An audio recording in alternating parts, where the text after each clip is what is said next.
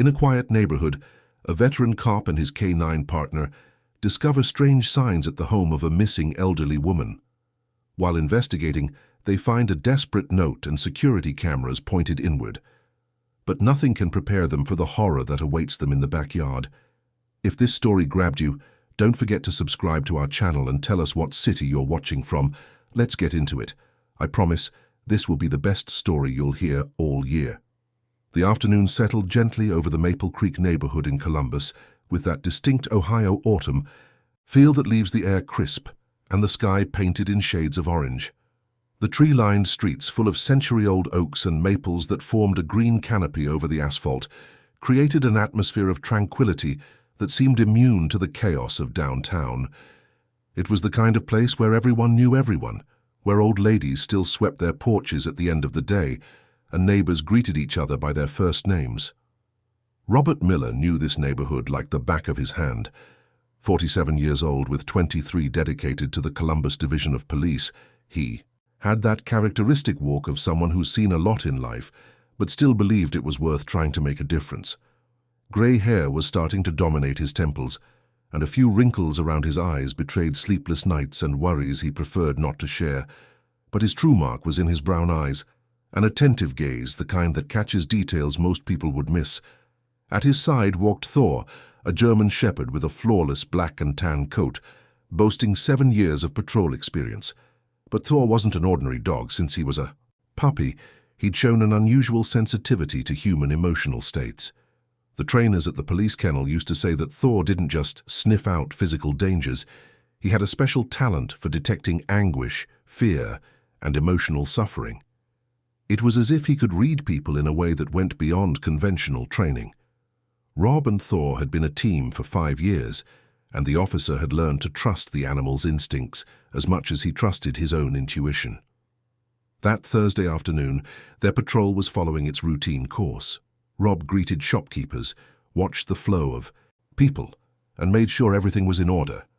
That's when he spotted Mr. Davis, the landscaper who had been taking care of several houses in the neighborhood for over 15 years. The man was crouched by the curb, pulling weeds from a flower bed, but his expression carried a concern that caught the officer's attention. "Hey, Mr. Davis, everything all right over here?" Rob said, approaching him. The landscaper stood up, wiping his hands on his worn-out denim pants.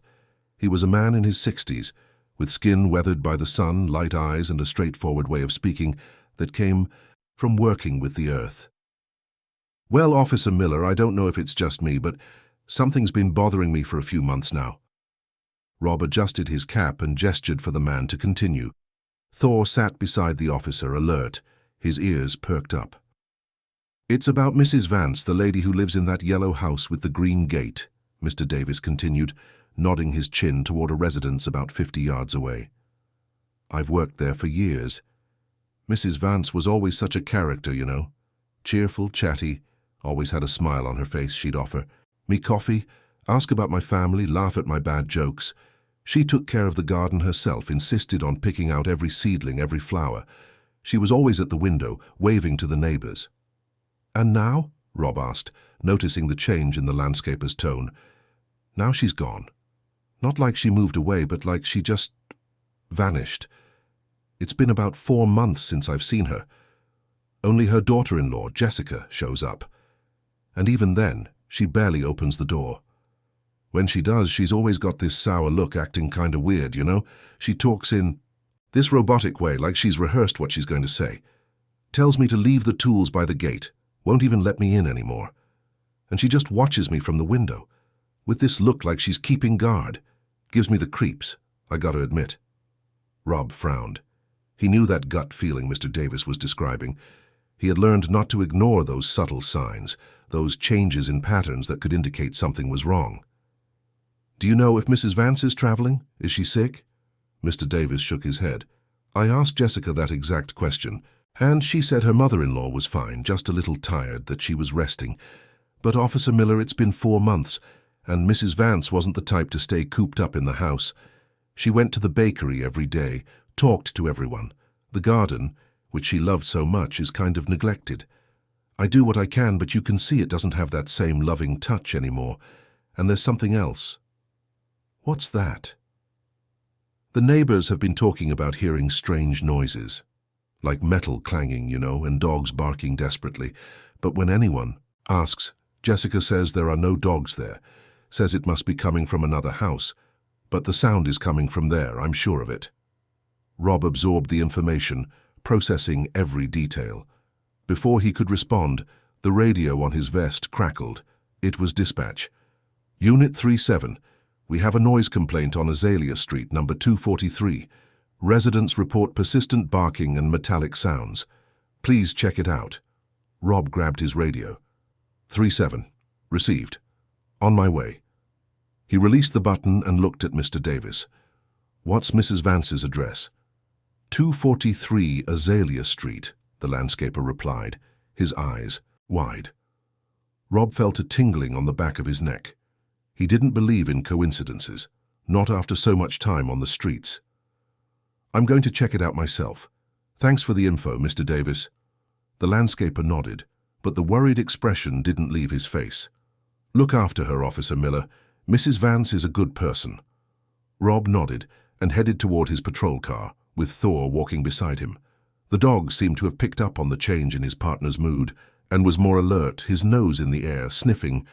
Mrs. Vance's house was just 3 blocks away. When they arrived, Rob parked the cruiser in front of the green gate. The house was a single-story home, painted a pale yellow, with a covered porch and windows with white grills.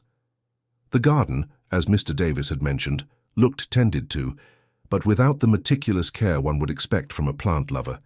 There were rose bushes that needed pruning, a bed of hydrangeas that was slightly wilted, and unevenly growing grass. What caught Rob's attention the most were the security cameras. 3 of them, modern, but all pointed inward toward the property. One was aimed at the porch, another at the side of the house, and the third at the backyard. None of them monitored the street or the gate. That was unusual. People installed cameras to protect themselves from external threats, not to watch their own space. Thor began sniffing the gate, restless. Rob rang the doorbell and waited. Silence. He rang it again, this time holding the button down longer. Nothing. He was about to try a 3rd time when he heard footsteps approaching. The door opened a crack and a woman in her mid-30s appeared in the opening. She had straight, black hair pulled back in a tight bun, dark, expressionless eyes, and clothes that were too formal for someone at home on a weekday afternoon. Black dress pants and a white button-down shirt fastened to the neck. Her face was pretty, but there was a rigidity to it, as if every muscle was under conscious control. Good afternoon. I'm Sergeant Rob Miller. We received a noise complaint. Could I speak with you for a few minutes? The woman didn't open the door any further. She stood in the gap, her eyes fixed on Rob, then on Thor. I don't know what you're talking about. Everything is fine here. Her voice was strangely monotone, without any variation in pitch, as if each word had been measured before being spoken. The neighbors reported persistent barking and a metallic noise coming from this residence, Rob explained, maintaining a professional tone. It's just a routine check. Do you have any dogs? No, I don't have any animals. It must be from another house. Rob watched the woman for a moment. There was something deeply unsettling about this conversation. It wasn't just what she said, but how she said it, as if she were reading from a script. You're Jessica, Mrs. Vance's daughter-in-law, right? I've worked in this neighborhood for years. I knew Mrs. Vance. How is she? For the first time, there was an almost imperceptible change in the woman's face, a slight tremor at the corner of her mouth quickly controlled. My mother-in-law is fine, just resting. She's getting on in years and needs her peace and quiet. I understand. Would it be possible to speak with her, just to make sure everything's okay? No. She's sleeping and can't be disturbed. I have power of attorney to handle all her affairs. Rob realized he wouldn't get any further this way without a warrant. But something here was screaming that things were wrong. Thor, at his side, began to growl softly, a low rumble that indicated discomfort. All right, but I need you to know that if we get more complaints, we'll have to return with backup. A noise disturbance is a violation. Jessica didn't blink. There won't be any more noise. Have a good day. And she closed the door with a firm click of the lock. Rob stood there for a moment, processing the interaction. Everything about it was wrong. The posture, the tone of voice, the rehearsed answers, the cameras pointing inward, the refusal to let him see Mrs. Vance. And Thor had sensed it too. The dog remained restless, his nose pointed toward the house, his ears back. Before returning to his car, Rob walked over to the mailbox built into the wall. It was visibly full with envelopes and flyers overflowing. He pulled out a few to check the dates. Some of the mail was over 2 weeks old. Utility bills, bank statements. Someone living there wasn't collecting the mail regularly. That's when something caught his eye. Tucked between the envelopes was a small folded piece of paper, almost hidden among the bills. It had no address, no stamp. It was just a piece of notebook paper, folded several times. Rob looked around, checked if anyone was watching, and discreetly took the paper, slipping it into his pocket. He got back in the car and drove to a park a few blocks away. He parked under the shade of a large maple tree and unfolded the paper. The handwriting was shaky, uneven, like someone writing in a hurry or with trembling hands. "Please, someone help me. She won't let me leave. She won't let me talk to anyone. She smiles all the time, but there's poison in her words. I'm scared. I need help. Please, Eleanor." Rob read the note 3 times, feeling a tightness in his chest. This changed everything. It wasn't just a gut feeling or a misunderstanding. It was an explicit cry for help. An elderly woman was asking for help. He picked up his cell phone and called Sergeant Frank Collins, his direct supervisor at the precinct. "Frank, it's Rob. I need to report a situation here in Maple Creek. I have evidence that an elderly woman may be being held in a vulnerable situation. I found a handwritten note asking for help." On the other end of the line, Sergeant Collins's voice was concerned. "Do you have access to the residence?" "No. The daughter-in-law refused any contact, says the woman is sleeping and that she has power of attorney to handle everything." Frank was silent for a few seconds. "Look, Rob, this is tricky. We can't just break into a residence without a court order, but if you have concrete evidence that someone is in imminent danger, we can request authorization for a wellness check. I'll talk to the captain. In the meantime, keep the house under discreet observation. Don't let them know we're investigating." "Understood." Rob hung up and looked at Thor, who was lying on the back seat, but with his eyes fixed on him. "We're going to get her out of there, buddy. I don't know how yet, but we will." The rest of the afternoon was an agonizing wait. Rob made his usual rounds, but his mind was stuck on that note and Jessica's empty gaze. He knew this kind of situation. He had dealt with cases of domestic abuse, neglect, psychological control. But there was something different here, something deeper and more disturbing. When his shift ended at 6 p.m., Rob didn't go home. He changed clothes, putting on a discreet sweatshirt and a baseball cap, and returned to the Maple Creek neighborhood. He parked a few blocks from Mrs. Vance's house and walked with Thor along the sidewalk, as if he were just a man walking his dog. Night was beginning to fall, and the lights in the houses were turning on one by one. The yellow house, however, remained strangely dark. Only a faint light came from one of the back rooms. Rob walked past the front of the house without stopping, but his eyes caught every detail. The curtains were drawn, the windows locked. There was no visible movement. He continued walking to the end of the block and turned left, following an alley that provided access to the back of the houses on that street. His heart was beating faster now. He knew he was entering a gray area. Technically, he had no authorization to be there. But the note, the conversation with Mr. Davis, Jessica's attitude, it all painted a picture he couldn't ignore. The alley was narrow and poorly lit. Thor followed at his side, tense. Suddenly the dog stopped, his nose up, nostrils flaring. He was catching a scent. "What is it, Thor?" The dog moved toward the back wall of the yellow house. Rob followed him. There, on the ground near the wall, were a few objects that looked like they had been thrown over.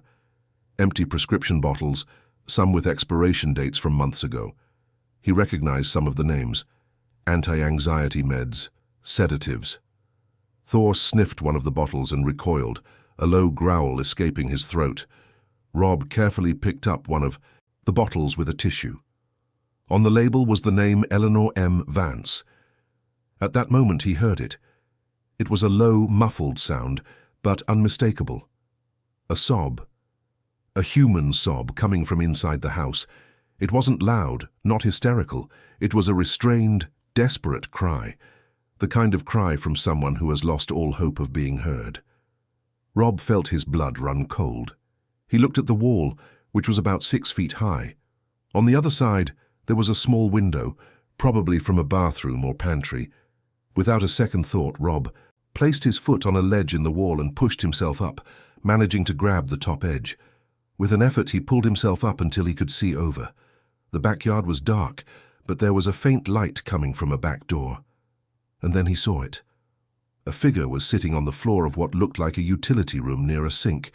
It was an elderly woman, very thin, with disheveled white hair. She was in a nightgown, hugging her knees, rocking her body back and forth. Even from a distance, and in the dim light, Rob could see she was in a state of profound distress. But what shocked him most was what he saw next to her, a food bowl on the floor, as if for an animal, and a chain attached to the wall with an open shackle next to it. Rob's stomach turned. This wasn't neglect. This was captivity. He quickly climbed down from the wall, his heart racing. He grabbed his phone with trembling hands and called the on-duty captain directly. "Captain Wallace, it's Sergeant Miller. I have an emergency. I've just witnessed an elderly woman being held in false imprisonment. I need authorization for immediate entry. 243 Azalea Street, Maple Creek." The captain's voice was serious. "Are you absolutely sure of what you saw, Miller?" "Yes, sir. I saw the victim. She was chained. It's an emergency situation. Her life is at risk." "Entry authorized. I'm sending backup immediately, but you're going in on your own responsibility until support arrives. Protect the victim. I'll take any legal fallout." Rob hung up and looked at Thor. "Let's go, buddy. It's time." He went back to the wall, this time with more determination. He managed to pull himself up and, with an effort, got over to the other side, landing in the yard. Thor, trained for situations like this, made an impressive leap and cleared the wall, landing beside his partner. The two of them advanced toward the back door. Rob tried the handle. It was locked. He looked around and saw a partially open window. Carefully, he forced it and managed to open it enough to get through. Inside the house, the silence was oppressive. The air was heavy, with a smell of mold and medication. Rob moved down the hallway, Thor at his side, toward the room, where he had seen the elderly woman. When he entered the utility room, the scene was even worse than he had imagined. The woman was now huddled in the corner, her eyes wide with terror at the sight of him. She was much thinner than she should have been, with deep dark circles under her eyes and pale skin. Her clothes were dirty, her hair unkempt. "Mrs. Vance," Rob whispered, crouching down slowly so as not to frighten her further. "My name is Rob. I'm a police officer. I'm here to help you. You're safe now." But the elderly woman didn't respond. She just stared at him with that look of absolute terror, as if she could no longer trust anything or anyone. Her hands were shaking violently, and she began to shake her head, repeating in a low voice, "She'll be back. She always comes back. She can't see me talking. She can't." Rob felt a deep anger rise within him. What had that woman done to Mrs. Vance to leave her in this state? Thor, sensing the elderly woman's distress, approached slowly. Unlike Rob, the dog wasn't seen as a threat. He lay down on the floor next to the woman and gently rested his muzzle on her hand. It was a transformative moment.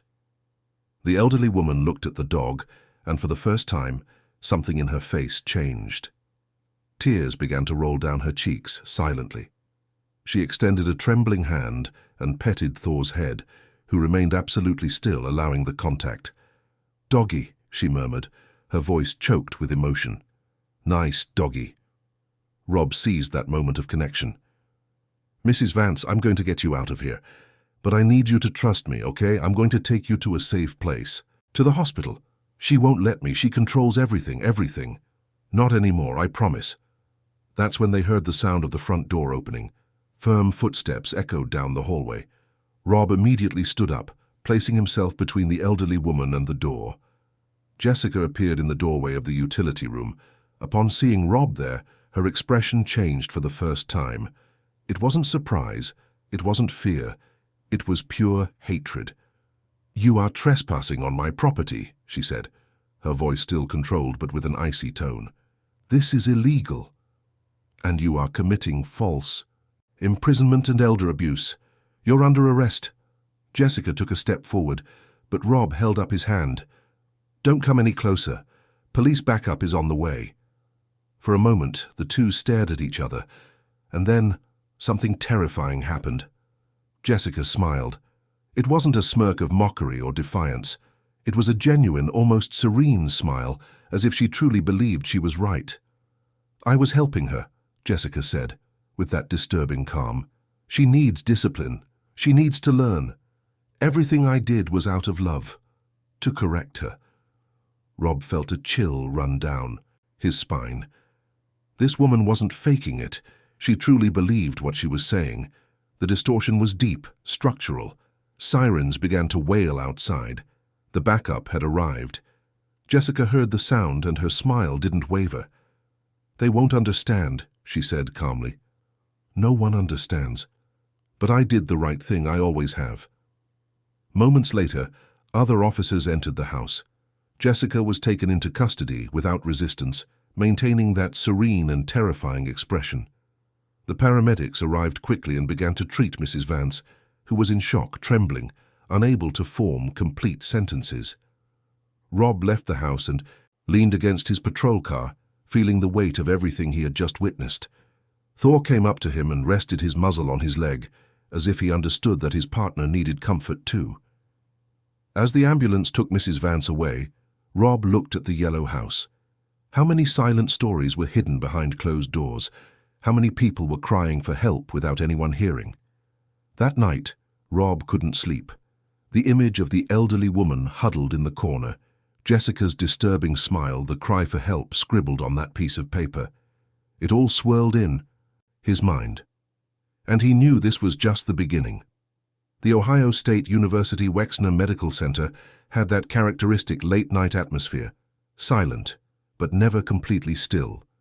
The hallway of the psychiatric wing smelled of disinfectant mixed with burnt coffee from the vending machines.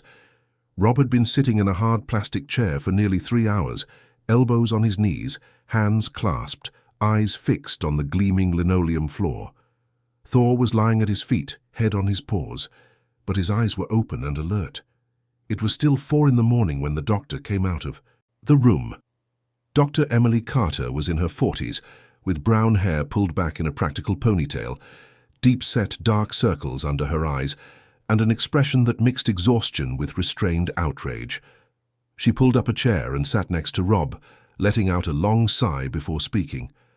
"Sergeant Miller," she began, taking off her glasses and rubbing her eyes, "what I saw tonight is going to haunt me for a long time, and I've been working in psychiatric emergency for 15 years. Rob looked up, bracing himself for what was to come. "How is she?" "Physically, she's malnourished, dehydrated, with injuries that indicate prolonged physical restraint," the doctor explained, her voice professional but heavy with emotion. "But the body isn't the worst part. It's her mind. Mrs. Vance is in a state of severe psychological trauma. She can barely form complete sentences. When we try to ask questions, she panics, starts shaking, and apologizes compulsively, as if she's afraid of being punished for speaking." Rob clenched his fists, feeling the anger rise again. "How long was she in those conditions?" The doctor shook her head. "Based on the physical and psychological signs, I'd say at least 6 months of progressive abuse, but possibly longer. What scares me is the sophistication of the control. It wasn't just physical aggression. It was a systematic dismantling of her identity, complete isolation, sensory deprivation at times, cycles of punishment and false compassion. It's a pattern we see in extreme cases of psychological manipulation." "Will she recover?" Emily hesitated before answering. "I don't know. The human brain is resilient, but the trauma she suffered was profound. We're going to keep her sedated for now to let her body rest and to protect her from her own panic. When she wakes up, we'll start intensive therapy, but it's going to be a long and painful road." "Can I see her?" "You can, but she's asleep. And there's one more thing, Sergeant. Go on." "While I was doing the initial exams, she regained consciousness for a few moments. Do you know what the first thing she said was? She asked about the dog. She said the dog was gentle. It was the only clear sentence she managed to articulate. Then she became confused and scared again. Rob looked at Thor, who lifted his head upon sensing the attention. He felt her suffering before any of us did, Rob said, his voice thick. I think she also felt that he was there to protect her. The doctor smiled for the first time. Animals have an incredible ability to access emotional layers that we humans often ignore. Maybe the dog will be an important bridge to her recovery. Rob stayed at the hospital until dawn, when Emily's shift ended. He was allowed to enter the room for a few minutes. Mrs. Vance was lying in bed, connected to IVs and monitors. Her face, even relaxed by the sedative, still bore the marks of suffering. Her white hair had been washed and combed by the nursing staff, and she was wearing a clean hospital gown. She looked so fragile, so small in that bed. Rob stood by the bed, not knowing exactly what to say or do. He just watched, and he silently promised that he would get justice. When he left the hospital, the sun was already high. Columbus was waking up with its characteristic rhythm: crowded buses, heavy traffic, the sound of horns, and the smell of fresh bread from the bakeries. But Rob felt as if he were disconnected from it all. His mind was trapped in that room with that broken woman. He drove to the precinct and went straight to Captain Wallace's office. The door was open, and the captain was on the phone, but he motioned for Rob to come in. Yes, Mr. Prosecutor. We have enough evidence to hold her without bail, yes. We'll send the full report by the end of the day. He hung up and looked at Rob, pointing to a chair. Sit down, Miller. You look like you haven't slept. I couldn't, sir. Captain Wallace was a man in his mid-50s, with completely white hair, reading, glasses hanging from a chain around his neck, and a posture that inspired respect. He had that serious but humane demeanor of someone who had seen a lot of injustice and still cared. I just spoke with the prosecutor assigned to the case. The woman, Jessica Vance, will be charged with kidnapping, psychological torture, elder abuse, and misappropriation of assets. The evidence is overwhelming. The victim's son, Andrew Vance, has been located. He was in Canada for work. He's flying back today. Rob felt a partial sense of relief. How is she reacting, Jessica? Wallace let out a heavy sigh. It's the most disturbing thing I've ever seen. She shows no remorse, on the contrary. During the interrogation, she spoke with that terrifying calm, explaining that she was applying educational methods to her mother-in-law. Said Mrs. Vance was disobedient, didn't respect the house rules, that she needed discipline. She called what she did behavioral therapy. Rob felt his stomach turn. Does she actually believe that? Apparently, yes. The psychiatrists who evaluated her said she presents with a delusional disorder with components of control mania. She created her own reality where she was the savior, the person correcting her mother-in-law's flaws. It's a profound distortion of moral perception. And the husband? Mrs. Vance's son? That's another important point. We spoke with him via video call. Andrew is devastated. He traveled to Canada 8 months ago for a long-term work project. He left his mother in his wife's care, trusting she would be well looked after. Jessica was always attentive and caring when he was around. He had no idea what was happening. She hid everything from him? Perfectly. And what's more, we gained access to Jessica's phone and computer. She was maintaining fake conversations with Andrew, sending old photos of his mother, saying everything was fine, that his mum was happy. She manipulated every detail to maintain the illusion. Andrew was completely deceived. Rob ran a hand over his face, exhausted. How often does this happen without anyone noticing? More than we'd like to admit, Wallace replied bitterly. The elderly are especially vulnerable. They depend on family, lose their autonomy, and when they fall into the hands of someone unscrupulous, they can suffer horrors in silence. Society still treats elder abuse as something secondary, less important, but it's just as devastating as any other form of violence. Rob was silent for a moment, processing everything. Sir, I want to follow this case to the end. I want to ensure she is punished and that Mrs. Vance gets all the support she needs. Wallace nodded. You can, and there's something else. The house was processed by forensics this morning. What they found inside is shocking. I'll give you the preliminary report. The captain handed a folder to Rob, who began to flip through it. The attached photos showed details he hadn't seen the night before. Mrs. Vance's room had been turned into a kind of cell. The bed had rails like a crib. There were locks on the windows, and the door locked from the outside. In the closet, old and dirty clothes. On the wall, a handwritten poster with absurd rules.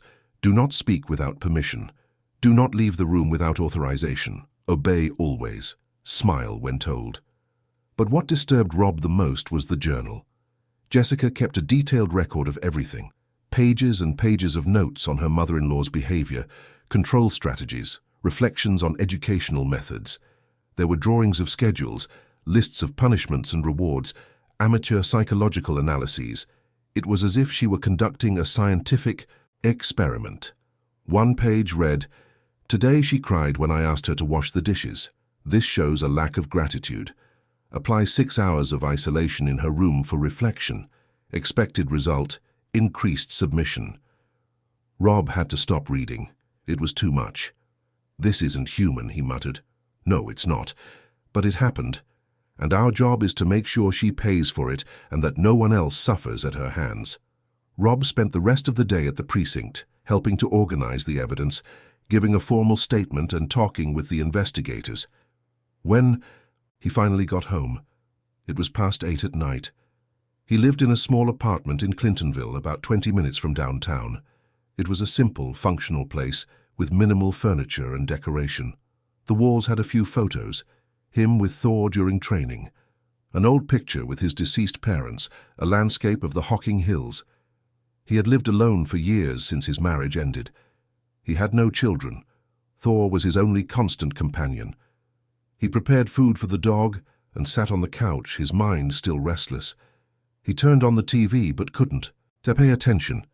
The images of the yellow house, Mrs. Vance's terrified face, Jessica's disturbing smile, it all spun in his head. Thor finished eating and came to lie at his feet. Rob reached down and petted the dog's head. "You sensed it before I did, didn't you, buddy? You knew something was wrong." Thor looked at him with those deep brown eyes, and Rob felt a connection that went beyond words. He wasn't just a work partner, he was a bond of genuine empathy. The phone rang. It was Sergeant Collins. "Rob, I heard you were at the hospital all night. How are you holding up?" "Tired, but okay, and angry." "I get it. Look, the captain wants to talk to you tomorrow. It seems the case is getting a lot of attention.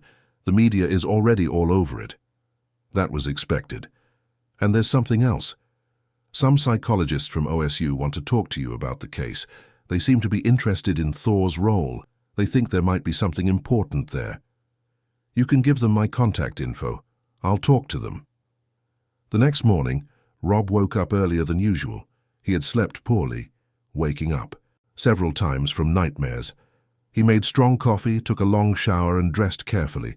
He knew it was going to be a long day. When he arrived at the precinct, he was informed that Andrew Vance, Mrs. Vance's son, was waiting to speak with him. Rob found him in the waiting area. He was a man in his 40s with brown hair, eyes red from crying, and clothes wrinkled from travel.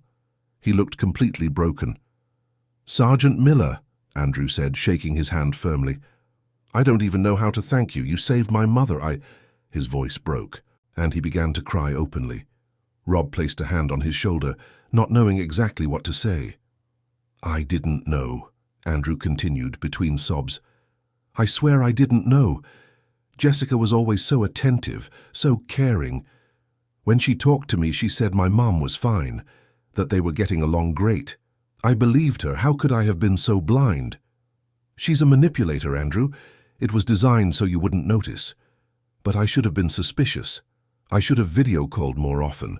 I should have come back to visit. I failed my mother, and now she's in that state because of me." Rob guided Andrew to a private room and closed the door. "Look, Andrew, you're not to blame. Your wife created a perfect illusion. She's sick. She has a serious mental disorder. You were a victim just as much as your mother was. But my mother is destroyed. I saw her at the hospital yesterday. She didn't recognize me. She looked at me like I was a stranger with fear. My God, my own mother is afraid of me." Rob let Andrew vent. He knew he needed to get all that guilt and pain out. After a few minutes, Andrew calmed down a bit. "What's going to happen to Jessica?" he asked, drying his eyes. She's going to stand trial. The evidence is irrefutable. She'll answer for everything she did. I want an immediate divorce. I don't want anything to do with her anymore, nothing. That's understandable. And my mother, is she going to be okay? Rob hesitated. The doctors are doing everything they can, but it's going to be a long process. She'll need a lot of support, intensive therapy, and most of all, love. Your presence will be crucial. Andrew nodded, determination rising amidst the pain. I'm cancelling everything in Canada. I'm staying here. I'm going to take care of her. I'm going to make up for all the time I was away. Rob squeezed his shoulder again. That's the spirit. And I want you to know something. Your dog, Thor, was the one who really made the difference yesterday. He sensed her suffering before any of us. He's the one who led me to her. Andrew looked at Rob with interest. Really? I always knew dogs were special, but that's incredible. It's more than that. Thor has a rare, emotional sensitivity. He doesn't just detect physical dangers. He feels emotional pain, anguish, psychological suffering. And your mother responded to him yesterday. He was the only thing that calmed her down. Andrew became thoughtful. Do you think he could visit her at the hospital? Do you think it would help? Rob considered it. I'll talk to the medical team. If they authorize it, we can try. It could be a turning point for her. In the following days, the case made headlines. All of Columbus was talking about the elderly woman held captive by her own daughter-in-law. TV shows debated the topic. Psychology experts were interviewed. The number of elder abuse reports skyrocketed. It was as if the story had awakened society to a reality that had always existed, but remained invisible. Rob was asked for interviews but declined most of them. He didn't want the spotlight. It wasn't about him. It was about Mrs. Vance and all the other silent victims out there. But there was one person he agreed to talk to. Professor Megan Hayes, a psychologist specializing in animal-assisted therapy at the Ohio State University. She had read about the case and was fascinated by Thor's role. Rob met her at a coffee shop near the precinct on a rainy autumn afternoon.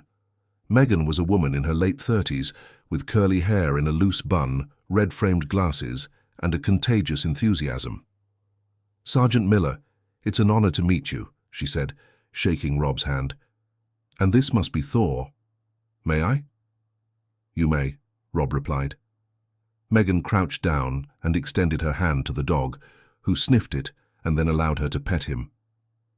Impressive, she murmured. He has a different kind of gaze, do you see it? I do, I always have. The two sat down, and Megan got straight to the point. Sergeant, I've worked with animal-assisted therapy for 15 years. I've seen dogs help children with autism, people with depression, trauma victims. But what Thor did, detecting hidden psychological suffering, approaching a panicked victim and creating an immediate bond of trust, that is extremely rare. It's a gift. Rob listened intently. What are you proposing? I'm proposing a pilot project to train dogs with high emotional sensitivity like Thor, specifically for detecting psychological distress and intervening in cases of non-physical abuse. Imagine the impact that could have. How many victims could be found? Before they reached the state Mrs. Vance was in, Rob felt a tingle of hope. How would it work? It would be a specific training program. We'd select dogs with high emotional empathy, train them to identify subtle signs of anguish, fear, depression.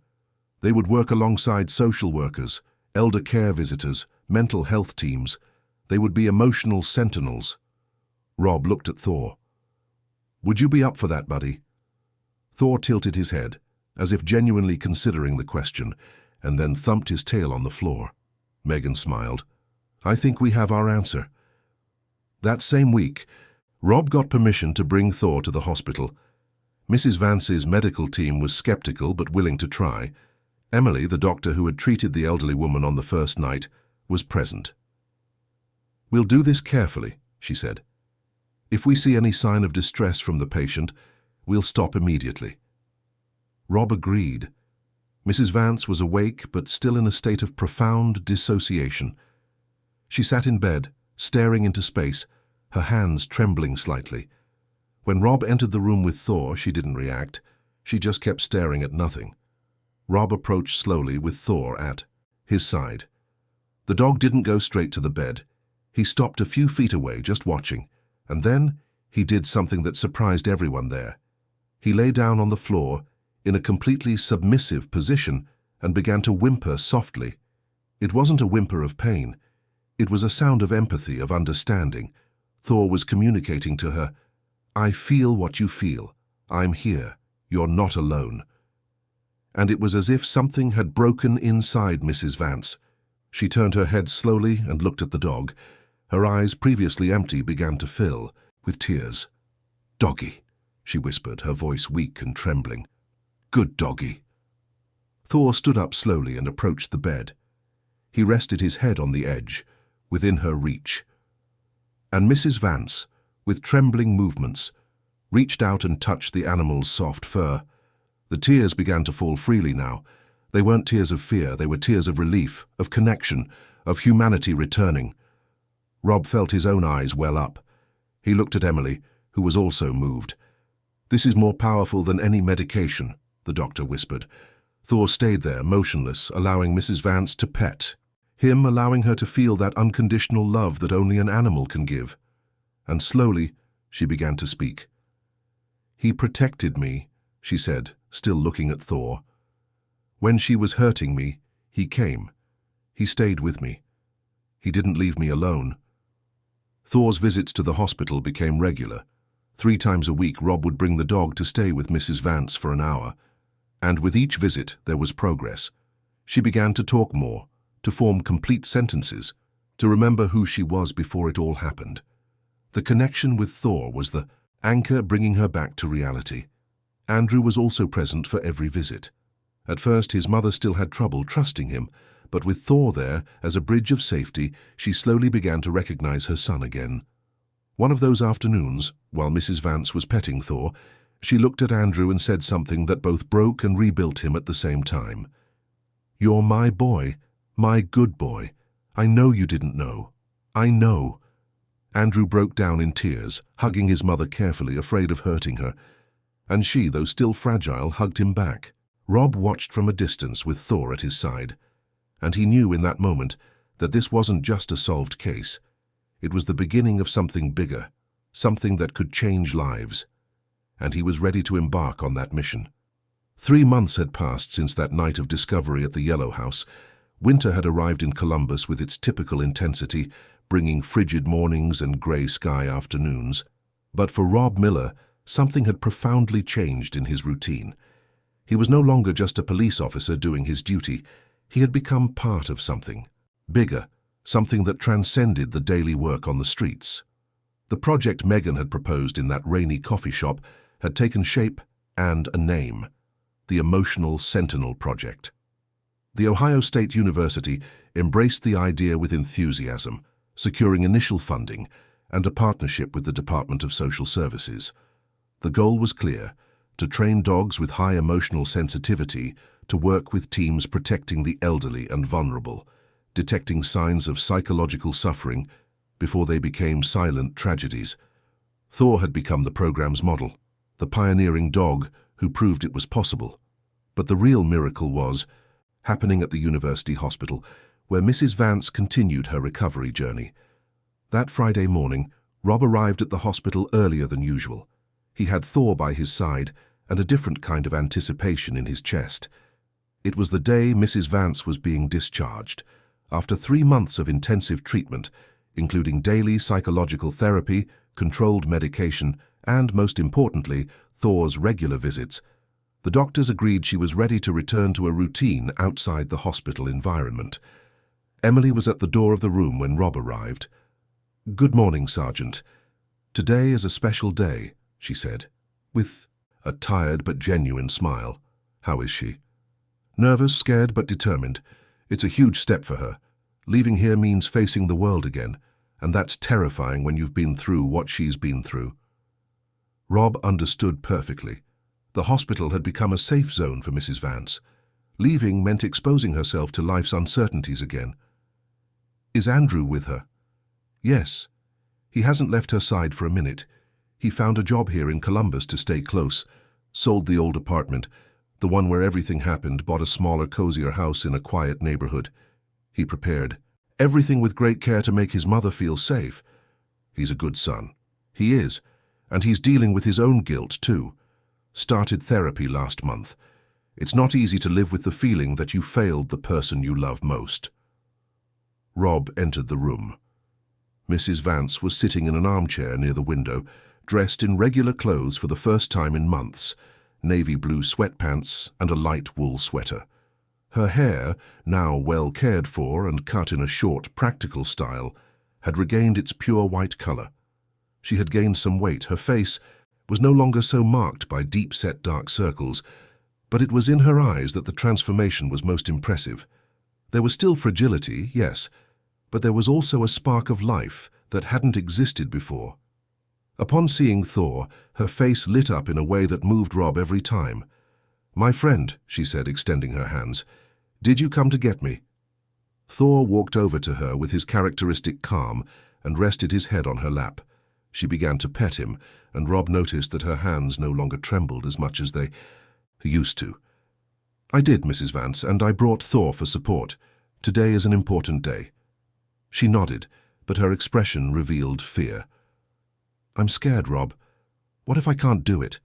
What if I go back to being the way I was?" Andrew, who was organizing his mother's belongings in a small suitcase, approached and held her hand. "Mom, I'll be with you the whole time.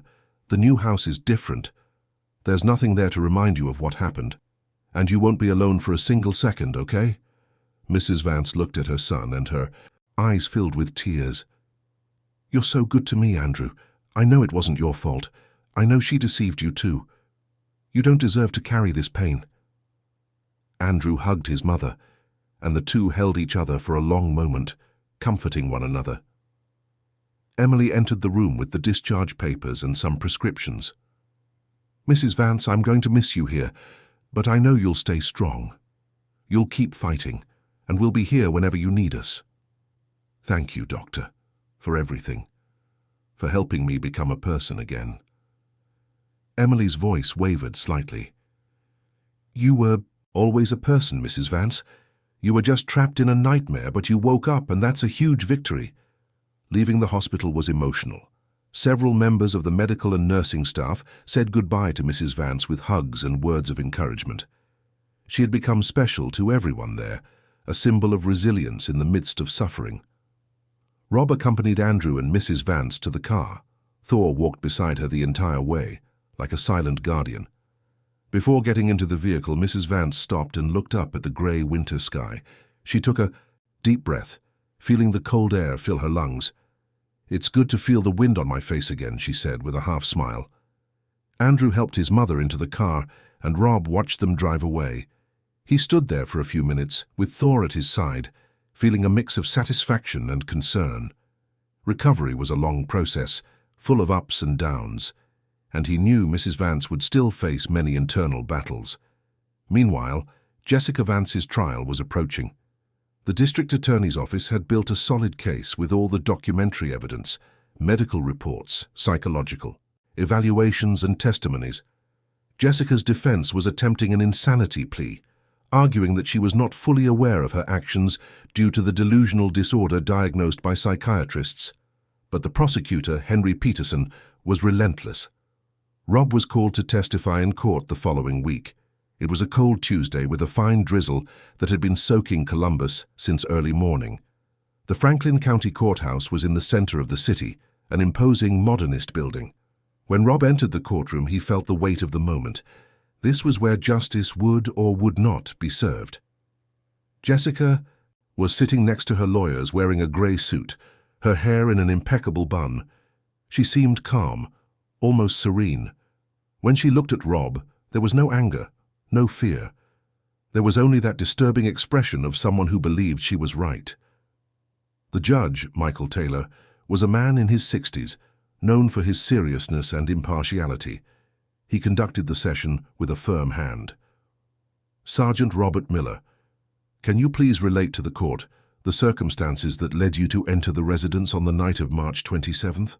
Rob took a deep breath and began to speak. He talked about the conversation with Mr. Davis, the noise complaint, Jessica's strange attitude, the note found in the mailbox. He described how Thor had reacted, how he had scaled the wall, what he had seen. His voice was steady, but laden with emotion as he recalled the state in which he found Mrs. Vance. When he finished, a heavy silence filled the room. Even the defense attorneys seemed impacted. Mr. Peterson, the prosecutor, stood up to ask additional questions. "Sergeant, in your more than 20 years of experience on the force, have you ever seen similar cases?"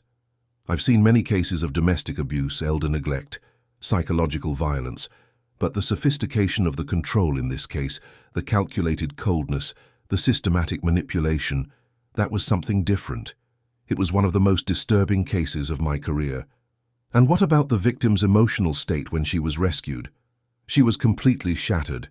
She couldn't form sentences, trembled compulsively, apologized for everything. It was as if her identity had been erased, as if she were no longer a person but a shadow afraid to exist." Rob's words echoed through the courtroom. Several people in the gallery, including Andrew, had tears in their eyes. The defense tried to counterattack, arguing that Rob had entered the property without a warrant, that the evidence could be questioned. But the judge was clear. There was probable cause for the emergency entry, based on the cry for help and the signs of imminent danger. When it was Mrs. Vance's turn to testify, the tension in the room was palpable. She entered accompanied by Emily and a social worker. She was visibly nervous, her hands clutching a small purse. Andrew was sitting in the front row, offering silent support with his gaze. The judge was extremely careful in his questioning, maintaining a gentle and respectful tone. Mrs. Vance spoke in a low but firm voice. She told of how it had all started subtly, with small restrictions and criticisms disguised as care. How she had gradually lost her autonomy, her freedom, her voice. How she had been isolated from the world, constantly watched, punished for any behavior deemed inappropriate. "I begged her to stop," Mrs. Vance said, her voice choked with emotion. "I cried, I apologized for things I didn't even know I'd done, but nothing was ever enough. She always said it was for my own good, that I needed to learn, that I was difficult.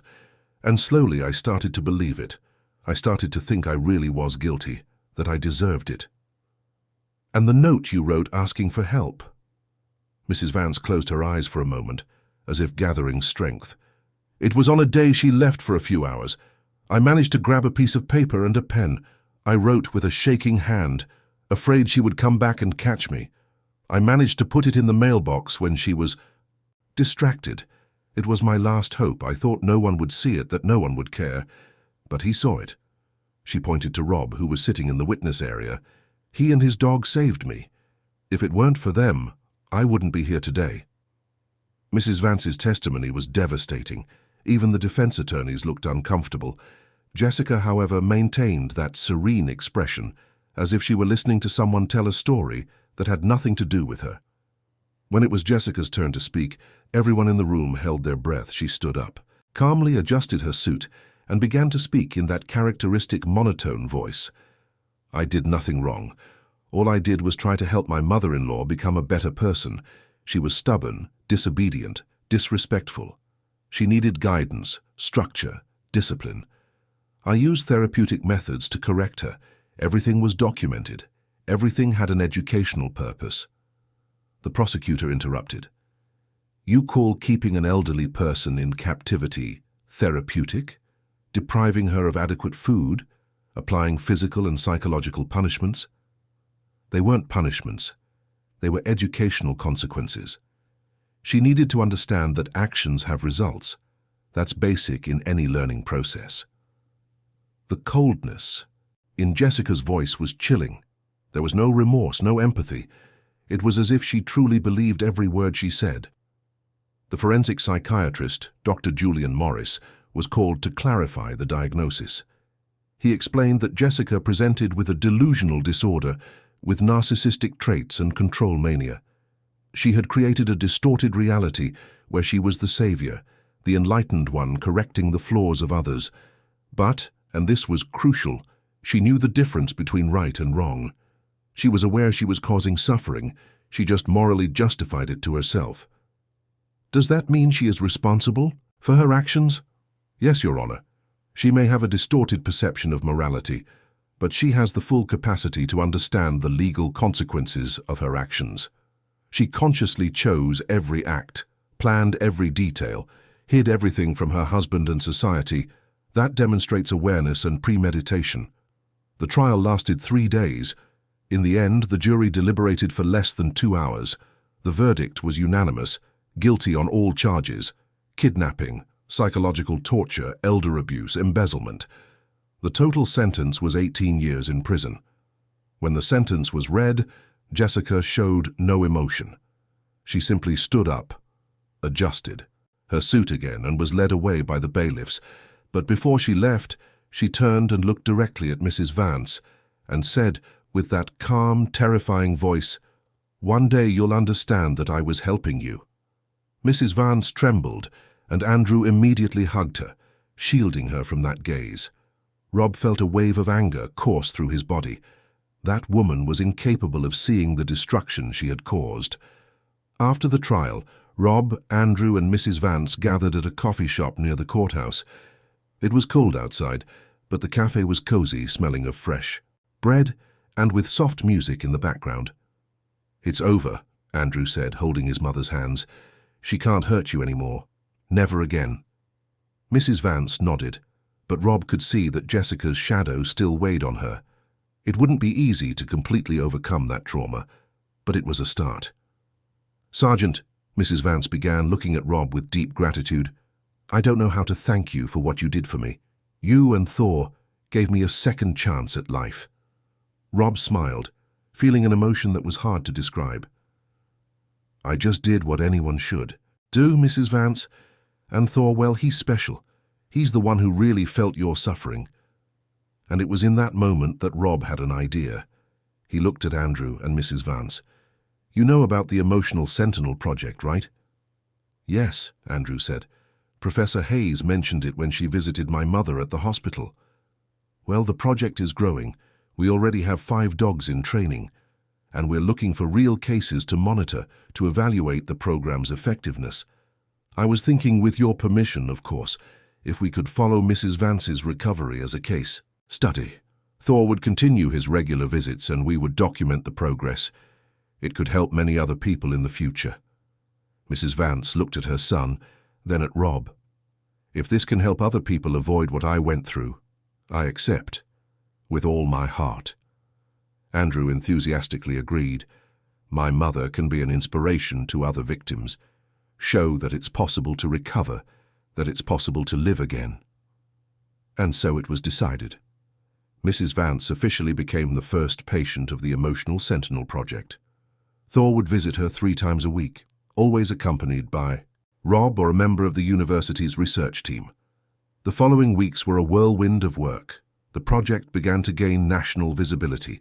TV channels ran special reports. Mrs. Vance gave a moving interview, talking about her experience and how Thor had been fundamental to her recovery. The response was enormous. People from all over the country started getting in touch, reporting similar situations, asking for help, offering support. The Columbus Department of Social Services decided to expand the program. More dogs were selected and trained. Multidisciplinary teams were formed, including psychologists, social workers, veterinarians, and police officers. The goal was to create a protective network that could identify and intervene in cases of psychological abuse before they reached extremes. Rob found himself at the center of it all, something he had never imagined. He, who had always been just another cop doing his job, was now seen as a pioneer. But every time someone praised him, he pointed to Thor. The credit goes to him. He's the real hero. One afternoon in September, as spring began to color Columbus with dogwood blossoms, Rob took Thor for another visit to Mrs. Vance's new house. It was a simple, single-story home painted white and beige, with a small but well-kept garden out front. Andrew had planted rose bushes, hydrangeas, and jasmine. There was a wooden bench under a tree where Mrs. Vance liked to sit and enjoy the sun. When Rob and Thor arrived, she was right there reading a book. Upon seeing the dog, her face lit up. Thor ran to her, and the two greeted each other with the familiarity of old friends. "Hello, my protector," she said, petting his head. "I brought a surprise for you today." She picked up a small bag that was next to the bench and took out a homemade beef jerky treat. Thor accepted it politely and lay down at her feet, content. Rob sat on the bench beside her. "How are you feeling, Mrs. Vance?" "Better every day, Rob. I still have nightmares sometimes. I still get startled by loud noises. But I'm becoming myself again. I've started cooking again, taking care of the garden, talking to the neighbors, little things that I used to take for granted and now see as gifts. That's wonderful. And you know what's most incredible? I'm helping other people now. There's a lady from the next neighborhood who was going through something similar. She sought me out after seeing my interview on TV. We talked, I told her my story, gave her strength. And she managed to get out of that situation. She reported her son, who was financially and emotionally abusing her. You know what she told me? That I gave her courage." Rob felt his eyes well up. "You've turned your suffering into strength to help others. That's extraordinary. I've learned that suffering doesn't have to be in vain. It can be transformed into something good, into hope." As they talked, Andrew arrived, home from work. He was smiling, carrying grocery bags. The relationship between mother and son had strengthened immensely. They had learned to communicate better, to express fears and hopes, to build a new life together. "Good afternoon, Sergeant." "Good afternoon, Thor." "Good afternoon, Andrew. How was your day?" "Busy, but good. And you? How's the visit going?" "Great. Your mother is stronger every day." Andrew looked at his mother with pride and love. "She's the strongest person I know. Always has been. She just needed to be reminded of it." After a while, Rob said his goodbyes. But before he left, Mrs. Vance called out to him, "Rob, I want you to know something. You saved me that night, but Thor saved me every day after that. He reminded me that there is still goodness in the world, that there is still unconditional love, that it's still worth trusting. I will be eternally grateful to you both." Rob couldn't hold back his tears. He bent down and hugged the woman, feeling both her fragility and her strength. "The gratitude is all mine, Mrs. Vance, for showing me the true meaning of resilience." As he drove back home with Thor in the passenger seat, Rob reflected on everything that had happened in the past few months. A case that could have been just another police report had turned into a movement for social change. The Emotional Sentinel Project was saving lives. Mrs. Vance was recovering. Jessica was paying for her crimes, and he, Rob, had found a purpose that went far beyond the call of duty. He glanced at Thor in the rearview mirror. The dog was looking out the window, with that deep, wise gaze that so fascinated him. He was more than an animal. He was a four-legged angel, a guardian of wounded souls, a healer of broken hearts. And Rob had the honor of being his partner on this mission. A year had passed since that night of discovery at the Yellow House. Columbus was now experiencing a lush spring, with flowering trees painting the city in shades of purple, yellow, and pink. Whetstone Park, one of the city's most beloved spots, was especially beautiful that Saturday morning, with the lake reflecting the blue sky and families enjoying the sunny day. It was here, on the wide lawn near the lake, that the one-year anniversary celebration of the Emotional Sentinel Project would take place. The initiative, which had started as a timid idea in a coffee shop conversation, had blossomed into an impressive reality. The program now boasted 23 trained dogs distributed across 5 cities in Ohio. More than 140 cases of psychological abuse had been identified and resolved. Lives had been saved. Families had been rebuilt. Rob arrived early to help with the setup. Thor, as always, was by his side, but there was something different in the air that day. It was a mix of celebration and gratitude, of pride and hope. Dozens of volunteers were setting up tents, arranging chairs, and preparing a makeshift stage. There were colorful banners with the phrase that had become the project's motto, "Empathy that saves lives." "Sergeant Miller," called Megan, the psychology professor who had been the visionary behind it all. She was walking quickly, a clipboard in her hands and a wide smile on her face. "We did it. A year ago, this was just a dream. And today, look around us." Rob looked. There were TV crews preparing to cover the event, city officials, social workers, veterinarians, families of victims who had been rescued, and dozens of dogs with their handlers. It was a celebration of life, of hope, of humanity.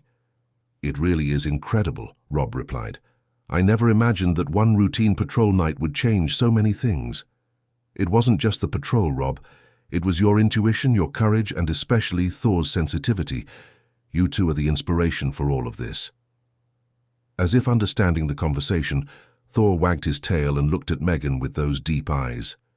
People began to arrive. Entire families, some with elderly members who had been rescued thanks to the program. There were hugs, tears, of joy, stories being shared. It was touching to see how pain had transformed into something bigger, into a movement of protection and care.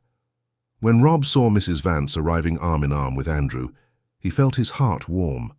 Her transformation over the past year had been nothing short of miraculous. She wore a light blue floral dress, her white hair neatly styled, and a genuine smile on her face. Gone was the frightened look, the hunched posture. There was lightness, there was life. "Rob, my dear," she said, hugging him warmly. "What a special day, isn't it?" "Very special, Mrs. Vance, you look beautiful. I feel alive, Rob, truly. You know, when I wake up in the morning now, the first thing I feel is gratitude. Gratitude for the air in my lungs, the sun coming through the window, my son by my side, and the memory of being saved. Every day I thank you and Thor." Thor, hearing his name, approached Mrs. Vance. The connection between them was something that transcended words. She carefully knelt down and hugged the dog, whispering something in his ear that only the two of them knew. Andrew greeted Rob with a firm handshake. "My mother is unrecognizable, Sergeant, in a good way. She's back to being who she always was. Cheerful, generous, full of life. She even started giving talks at schools about respecting the elderly and the signs of abuse.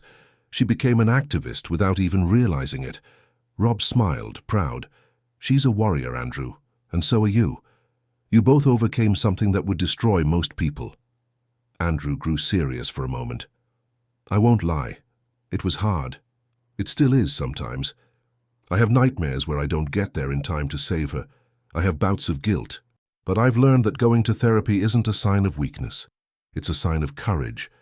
And I'm dealing with it all as best I can. That's all that matters. To keep trying. To keep growing." The event began at 10 in the morning. The makeshift stage had a large screen in the background, and the chairs were filled with over 300 people. The initial presentation was given by Megan, who explained in detail how the Emotional Sentinel project worked, the selection criteria for the dogs, the specific training, and the results achieved in the first year. Then came the testimonies.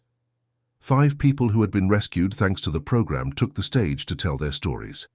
There was a 72-year-old woman who was being isolated by her daughter, an 80-year-old man suffering financial abuse from his son-in-law, a 65-year-old woman being emotionally manipulated by her own brother. Each story was different, but they all shared the same pattern: control, isolation, psychological manipulation. And all had been identified because one of the sentinel dogs had detected the hidden emotional suffering. It was impossible to listen to those accounts without being moved. There were many tears in the audience, but they were tears of relief, of gratitude, of renewed hope. When it was Mrs. Vance's turn to speak, a reverent silence fell. She walked onto the stage with a steady gait, but Rob could see she was still nervous. She held the microphone with both hands and looked out at the crowd. "My name is Eleanor Vance. I am 76 years old, and a year ago I had no voice. I had no freedom. I had no dignity. I was a prisoner in my own home, living under the control of someone who claimed to love me, but was slowly destroying me." Her voice was clear, firm, filled with emotion, but without faltering. "I tried to ask for help in every way I could. I wrote a desperate note and put it in the mailbox, not knowing if anyone would read it. And someone did. Sergeant Rob Miller, a man with a huge heart, saw my silent plea and didn't ignore it. He investigated. He believed I needed help even when everything looked normal on the outside. And with him came Thor, an extraordinary dog who felt my pain before he even saw me." Mrs. Vance paused, looking toward where Rob and Thor were sitting in the front row. Thor is not just a trained animal. He is an angel. He came to me in my darkest moment, when I had lost all hope, and reminded me that there was still goodness in the world, that there was still love, that it was still worth fighting. And since then he has been my light on difficult days, my strength when I want to give up, my constant reminder that I deserve to live with dignity. Tears began to roll down her face, but it was a liberating cry, a cry of someone who had overcome the impossible. Today, 1 year later, I am no longer a victim. I'm a survivor. I've gone back to tending my garden. I've gone back to talking with my neighbors. I've gone back to smiling for real. I've gone back to living. And I make it a point to use my story to help others who are going through what I went through, because no one should suffer in silence. No one should be forgotten or ignored. The audience erupted in applause. People stood up, moved. Rob had tears in his eyes. Thor, sensing the collective emotion, stood up and began to bark. Not a bark of alert, but a bark of celebration. Mrs. Vance came down from the stage and went directly to Thor. She knelt on the grass and hugged the dog tightly, the two of them merging in that moment of pure connection. Rob took a mental picture of that scene, knowing he would cherish it forever. The event continued with practical demonstrations. The sentinel dogs showed their skills in detecting subtle signs of emotional distress. There were volunteers who simulated different emotional states, and the dogs were able to precisely identify who was scared, anxious, or deeply sad. It was fascinating to see how they approached with care, offered comfort, and created a bridge of trust. During lunch, which was served picnic-style on the lawn, Rob spoke with several people who had been impacted by the project. There were social workers who now worked in partnership with the dogs, elder care visitors who had learned to recognize signs of psychological abuse, families who had been reunited after years of forced separation. A woman in her 60s approached him shyly. "Sergeant, my name is Olga. I wasn't rescued by your dog, but my neighbor was. When I saw what was happening to her, I realized I was also letting my own mother be controlled by my brother. He didn't hit her, didn't yell, but he manipulated every decision, isolated her from everyone, made her feel useless. Thanks to my neighbor's courage to report it, I found the courage to do the same. Today my mother lives with me, and we're rebuilding our relationship. So, thank you. Thank you for not ignoring that note." Rob was deeply touched. This was exactly what he had hoped for, that one story would inspire others, that one person's courage would create a domino effect of change. "Olga," he said sincerely, "you're the one who deserves the congratulations. You had the courage to act. That's not easy, especially when it involves family. But you're the one who showed it was possible. You're the one who proved it was worth fighting for." At the end of the afternoon, as the event was winding down, there was a surprise Rob hadn't expected. Megan took the stage again and asked for everyone's attention. "Before we close this wonderful day, we have a special announcement. The Emotional Sentinel Project has received an important recognition. The Ohio State House has passed a bill that institutionalizes our program, ensuring permanent funding and expansion throughout the state. And what's more, the Department of Health and Human Services has recognized the project as an initiative of excellence and will replicate it on a national level." The crowd erupted in applause and cheers. It was the consolidation of everything they had fought for. The project was no longer a pilot experiment. It was public policy. It was real. It was permanent. "And there's more," Megan continued. "We want to honor the two central figures who made all of this possible. Sergeant Rob Miller and Thor, please come up to the stage." Rob hesitated for a moment, but the people around him encouraged him. He went up with Thor by his side, feeling uncomfortable with the attention, but honored at the same time. "Rob," Megan said, handing him a bronze plaque with an engraved inscription, "this is a small tribute to your courage, your sensitivity, and your commitment to protecting the most vulnerable. You didn't just save one life, you started a movement." The plaque read, "To Sergeant Rob Miller and Thor, guardians of hope, with eternal gratitude from all those who were heard when silence was the only language left." Rob couldn't speak. He just nodded, too emotional for words. But it was what happened next that completely undid him. Mrs. Vance came onto the stage, carrying something wrapped in a white cloth. "Rob," she began, her voice thick with emotion, "you gave me back my life. Thor gave me back my soul. There is no gift in this world that can repay that, but I want to give you something that represents what you mean to me." She unwrapped the cloth, revealing a framed painting. It was a delicate watercolor showing a German shepherd lying in a flower garden with a white rose beside it. Underneath, written in elegant script, it said, "Gratitude is the memory of the heart." "I painted this for you," Mrs. Vance said. "I started painting again this year after decades without picking up a brush, and the first thing I wanted to paint was Thor, my protector, my friend, my angel. The white rose represents rebirth. It represents everything you gave back to me." Rob accepted the painting with trembling hands. He looked at the image, so full of love and gratitude, and finally let the tears fall freely. He hugged Mrs. Vance, and the two stood there for a long moment while the audience gave them a standing ovation. Thor, sensing the intense emotion, began to whimper softly and rested his muzzle against both their legs, as if he wanted to hug them too. When Rob finally managed to speak, his voice was hoarse with emotion. "Mrs. Vance, this painting will have a special place in my home. It will remind me every day of why I do what I do.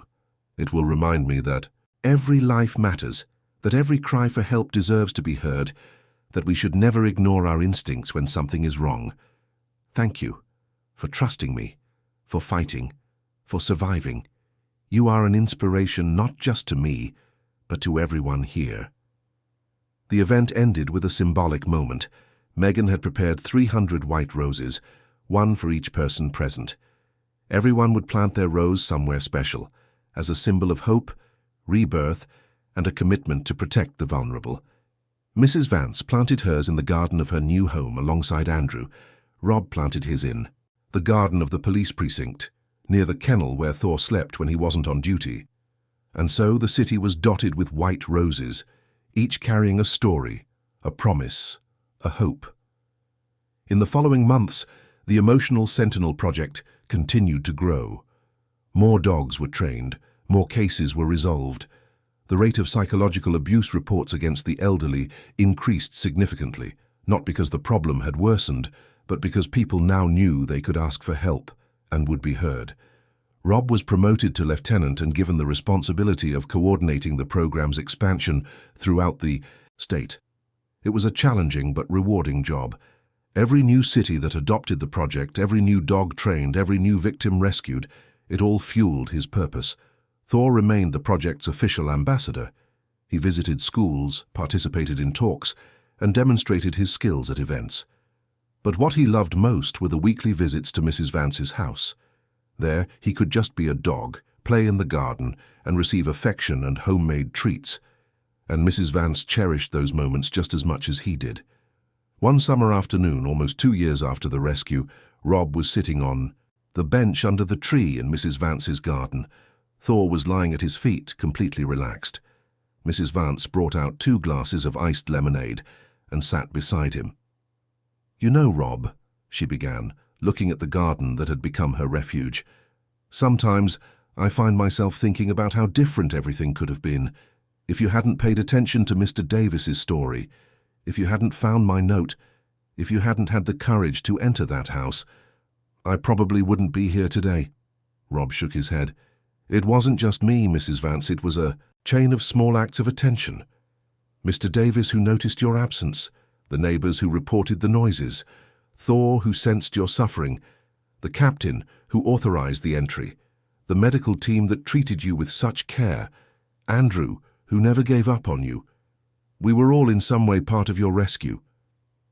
"That's true. But you were the link that connected everything. You were the one who believed." They sat in silence for a moment, just appreciating the tranquility of that garden.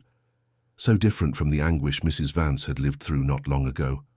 "Rob," she continued, "I want to ask you a question. What did you learn from all of this?" Rob thought carefully before answering. "I learned that suffering isn't always visible, that people can be dying on the inside while looking perfectly fine on the outside. I learned that empathy is a skill that needs to be cultivated, just like we cultivate a garden. I learned that animals, especially dogs like Thor, have an emotional wisdom that we humans often lose in the midst of our busy, superficial lives, and I learned that it's never too late to start over, to bloom again, even after being broken. Mrs. Vance smiled, her eyes misty. That's exactly it. I was broken, but I wasn't destroyed. And today, looking back, I can say that I'm stronger than before. Not because what happened was good, it was terrible, but because the way I chose to deal with what happened transformed me. I chose not to be defined by my trauma. I chose to be defined by my survival. That's the greatest victory, Mrs. Vance, and you inspire so many people with that choice. Andrew appeared at the door, home from work. Seeing the three of them there, Rob, Thor, and his mother, he smiled the smile of someone who knows they did the right thing. "The three most important people in my life," he said. "What a beautiful sight." He joined them, and the four of them sat there, talking about simple things. The garden, plans for the weekend, news from work. It was an ordinary moment, but profoundly significant. Because for someone who has been to the bottom of a pit, simplicity is a luxury, tranquility is a blessing, and companionship is a gift. As the sun began to set, painting the sky orange and pink, Rob stood up to leave. Thor stretched and stood up too, ready to follow his partner. "See you next week," Rob said, hugging Mrs. Vance. "See you next week, my dear, and thank you for everything, always." On the way back home, driving through the tree-lined streets of Columbus, Rob reflected on the journey he had taken since that night of discovery. It had started as a routine patrol and had transformed into something much bigger. It had become a life's purpose. He glanced in the rearview mirror at Thor, who was lying on the back seat with that serene, wise look. "You knew from the beginning, didn't you, buddy? You sensed that night would change everything." Thor lifted his head and looked at Rob, and in that gaze was a deep understanding, a connection that transcended the barrier between species. And as the city lit up with the evening lights, Rob knew he had found his place in the world. He wasn't just a cop following protocols. He was a protector of souls, a guardian of hope, a defender of the silenced. And by his side, he would always have Thor, the four-legged angel who had taught everyone that true strength lies, not in muscles or weapons, but in the ability to feel another's pain and act to relieve it. The Emotional Sentinel project would continue to grow. More lives would be saved, more stories of survival would be written, and all because, on a cold autumn night, a police officer decided to pay attention, a dog decided to trust his instincts, and an elderly woman had the courage to write a note asking for help. Sometimes it's in the small acts of attention that great miracles happen. Sometimes it's in the simplest gestures that humanity reveals itself in its purest form. And sometimes it's in the eyes of a dog that we find the wisdom we so often seek. The story of Rob, Thor, and Mrs. Vance wasn't just about a rescue. It was about the human capacity to care, to act, to transform pain into hope. It was about how empathy, when genuine and courageous, can literally save lives. It was about how we should never underestimate the power of a little attention, a gesture of care, a refusal to ignore the suffering of others. And as the white roses continued to bloom in the gardens of Columbus, each carrying a silent promise of protection and care, the entire city seemed to have learned a valuable lesson, that the most vulnerable deserve our attention, our respect, our protection. That silence doesn't always mean peace. Sometimes it means desperation. And that it's up to each of us to be attentive, to be empathetic, to be human. Night fell completely over the city. Rob arrived home, prepared dinner for Thor, and sat on the couch, holding Mrs. Vance's painting. He looked at that white rose painted with so much love and care and felt a deep peace. Thor came to lie at his feet, as he always did, and there in that simple apartment, in that quiet moment, Rob knew he had made a difference. Not in a grand or spectacular way, but in the most important way. He had seen someone who needed help, and he had acted. And that, in the end, was the true essence of humanity.